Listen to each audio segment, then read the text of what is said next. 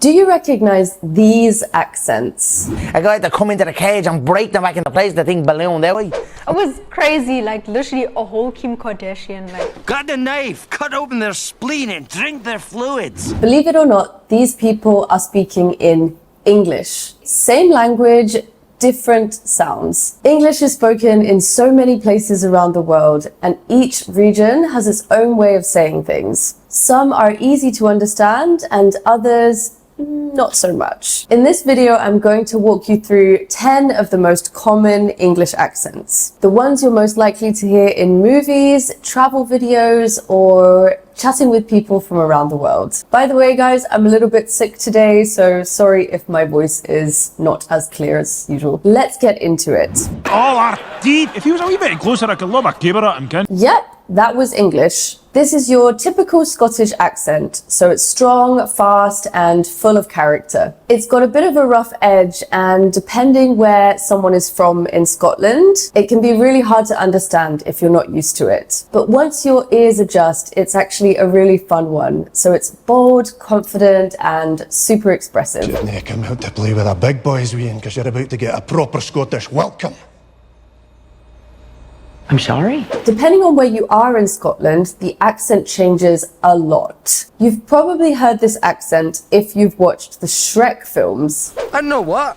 Maybe I could have decapitated an entire village and put their heads on a pike. Next accent, do you recognize this one? So I jumped out of bed and all I had was my undies on and I've walked out the front and... You might be thinking, wait, what did he just say? That's the beauty of the Australian accent. It's laid back, super casual, and sometimes a little bit hard to catch if you're not used to it. And he goes, don't be a hero, mate. And I said, I'm not trying to be a hero, but the police are coming. Australians tend to flatten their vowels. So mate might sound a little bit like might, and day might sound a little bit like die. So the tone is friendly, chill, and no big deal. If, like me, you grew up in the 90s, you might remember this film. That's not a knife. That's a knife. This is from Crocodile Dundee, an iconic Aussie character. If you're a fan of Finding Nemo, you might remember this pelican. From my neck of the woods, eh? Sorry if I ever took a snap at you. Fish gotta swim, birds gotta eat. Hey! Yep, he's also Aussie. Okay, see if you understand this one. The thing is, I was in her dressing room and I was like, there was only a little curtain separating us while she was having her makeup done, and I started like going, I don't think I can do this, I don't think I can do this, and she would have heard it all, and then she popped out. So That's straight out of East London, and it's one of the most famous British accents out there. Adele's version is a bit softer. She's a bit fancy now, but when she lets loose, you can hear her accent loud and clear. Like, you know, switching on and switching off and so that. So that's sort of why I'm sort of like, I go out for dinner a bit more now even, which I know sounds pathetic. Cockney is known for dropping the H's at the beginning of the word. So, for example, house might become ouse, and replacing the TH sounds for either an F or a V. So, for example, think might become think, and brother is brother. It's gritty, cheeky, and full of attitude. Here's another example from the movie Legend with Tom Hardy. Oh, it's all right. Orlando's going to change the barrel for me, thanks. Let's do the next accent. Do you understand this one? Allow me to introduce myself. My name is Korg. I'm kind of like the leader in here. Over here, the pile of rocks waving at you. Here. For all the Marvel fans, that was Korg from Thor Ragnarok. He's voiced by Taika Waititi, who also directed the movie, by the way. He's from New Zealand, and the accent is usually called Kiwi accent. You might mistake it for an Australian accent, but if you listen closely, it's got its own thing going on. Oh, well, I tried to start a revolution, but didn't print enough pamphlets, so hardly anyone turned up, except for my mum and her boyfriend, who I hate. The Kiwi accent is softer and more nasal, and has some unique vowel shifts, which are super recognizable once you've heard them a few times. It's also a little bit flatter than the Aussie accent. It's less up and down and more chill and even toned. Kiwi English is super friendly and understated. It doesn't shout at you, it's slides into your ears. And once you get the hang of it, it's super easy to follow. All right, this one is tough. Let's see if you can follow this. I'm Sam, me and Paul, I'm fucking buzzing. 3-1 win against Arsenal, only team to win the first 3 games. Is right? Come mate! This one is straight out of Liverpool and it's called the Scouse accent. It's loud, singy-songy and super fast. Fucking belted that, Paul. That was Scouse's fuck that performance. Is right? If you think the Cockney accent sounds cheeky, then the Scouse accent sounds like you're about to start a friendly argument. One of the most famous Scousers, the Beatles, especially George and Ringo, some strong Liverpool accents in their early interviews. What's that supposed to mean? I don't know. I thought it just sounded distinguished, like George Harrison, the Scouse of distinction. If you're a UFC fan, you might know Paddy the Baddy. I'm probably the worst person to ask about how to deal with conflicts in life, lad, because I just hit them head on. I just start arguing, especially when someone starts it. That's also a really thick Scouse accent. All right, next accent. This one's a bit confusing to people because they're really not sure. Well, when I was younger, I always wanted to be from America. I always was like, oh, I wish I was born in America. That was Tyler with her South African accent. It can catch people off guard because it almost sounds British until it doesn't. Let's take Tyler, for example. If you've only heard her sing, you might be surprised when you hear her speak.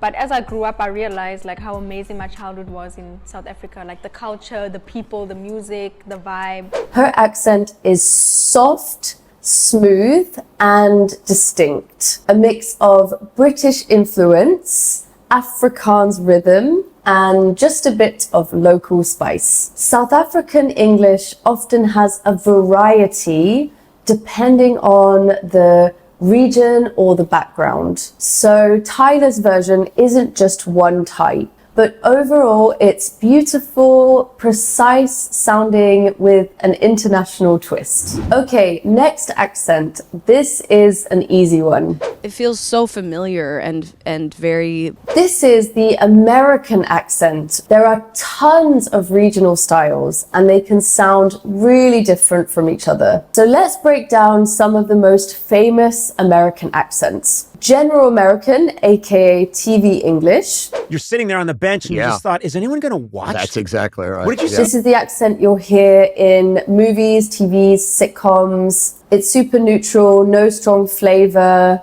New York accent. I'm walking here! I'm walking here! Fast, loud, in your face in the best way. Coffee sounds like coffee. Californian West Coast accent. So good. I'm on a little solo trip with my daughter. Chill, relaxed, very drawn out vowels. Famous for the Valley Girl style, like, oh my God, totally. Southern accent. I don't even like it when I see him on TV. I turn it off. Very warm, drawn out. American accents are everywhere, and depending on who you're talking to or where you go, you might hear more drawl or slang or sass. Okay, next up, this one should be an easy one for you. Tell me, what would I get if I added powdered root of asphodel to an infusion of wormwood? This one's called the Queen's English. This is what's known as received pronunciation, or RP. It's the accent you often hear in BBC News reports, in period dramas, or in classic British films. Did you see somebody go past the window? Somebody just went past that window, downwards. It's super clear, precise, and polished. There are no dropped syllables, and every letter is clear and precise. It's not how most people in the UK normally speak to each other, but it's still widely understood and respected. The next one is the most recognizable. So to go up to that time, so much energy you will lose that you required minimum 1 hour to recover. This is the famous Indian accent, and it does deserve the spotlight because India has over 1.3 billion people, and English is one of its most widely spoken languages. That means millions of people grow up speaking English every single day. So it's no surprise that the Indian accent is one of the most widely spoken English accents on the planet. I don't know why I'm spending money to see someone that looks just like me. But what makes it so unique? It has a clear syllable-based rhythm. Words are often pronounced how they're spelled. That little bounce in sounds like T and D is thanks to the tongue curling slightly back. Some vowel sounds are different too. So, for example, very can sound like wary. It also depends on the region. So someone from Mumbai can sound quite different from someone from Delhi or Chennai, but you'll still hear that confident rhythmic delivery all across the board. Here is another famous English accent. My family, my bloodline, the McGregor clan, we stood and we fought. We fought the English Empire, so much so that our name was banished for 100 years by King James at the time. That was UFC fighter Conor McGregor with his famous Irish accent. Now, the first thing to know is there's not just one Irish accent. Ireland is small, but the variety of accents across the country is wild. In general, the Irish accent is lyrical and melodic and full of character. You know what I mean? My toes came out of the socket. A guy had to come into the cage and break them back into place, the thing ballooned out. The R is always pronounced. So car would sound more like car, not car. TH sounds become a T or a D sound. So 3 might sound like tree, or that might sound like dat. The Irish accent is warm and expressive and full of charm, but it can be tricky because of the speed and the vowel changes. And there you go, 10 English accents from around the world. Some are clear, some are fast, some are wild, but they're all English. If you're learning English, don't worry, I know some of these accents are hard to understand at first. The more you listen, the more your ears will adjust. And honestly, it's kind of fun hearing how flexible this language can be. So let me know in the comments, which accent was easiest to understand, which accent confused you, and which one do you speak? And if you want more videos like this, real English from real people, then make sure to subscribe, and I'll see you in the next one.